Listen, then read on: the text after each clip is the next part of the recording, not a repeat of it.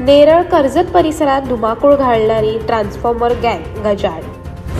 नेरळ कर्जत खालापूर आणि खोपोली परिसरात ट्रान्सफॉर्मर फोडून त्यातील तांब्याच्या तारांची चोरी करणाऱ्या एका सराईत टोळीचा पर्दाफाश करण्यात रायगड पोलिसांना यश आले आहे.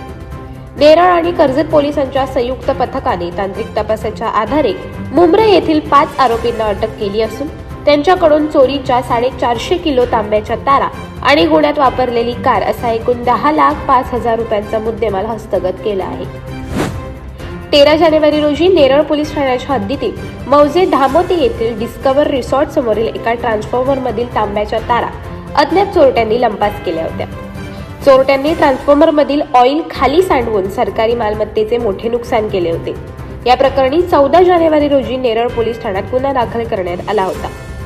या वाढत्या चोऱ्यांमुळे रायगड पोलीस अधीक्षक आचल दलाल, अपर पोलीस अधीक्षक अभिजित शिवथरे यांनी तपासाचे आदेश दिले होते. नेरळ व कर्जत पोलिसांनी संयुक्त तपास पथक तयार करून तांत्रिक विश्लेषण आणि सीसीटीव्ही फुटेजच्या आधारे संशयित पांढऱ्या रंगाच्या मारुती सुझुकी वॅगनार कारचा शोध सुरू केला.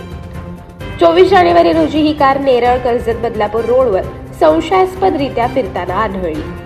पोलिसांनी सापळा रचून कारमधील 5 जणांना ताब्यात घेतले. दरम्यान अटक केलेले आरोपी नसीम नसीर साहा, रोजन लतीफ अली, मोहम्मद हनीफ फारूक, इब्राहिम जान मोहम्मद खान, जकाउल्लाह मोहम्मद इब्राहिम खान यांच्या मुसक्या आवळण्यात पोलिसांना यश आले असून पोलिसांनी कसून चौकशी केली असता आरोपींनी धामोते येथील चोरीसह डिसेंबर 2025 आणि जानेवारी 2026 दरम्यान कर्जत, खालापूर आणि खोपोली परिसरातील ट्रान्सफॉर्मर फोडल्याची कबुली दिली. पोलिसांनी त्यांच्याकडून एकूण 10,05,000 रुपयांचा मुद्देमाल जप्त केला आहे.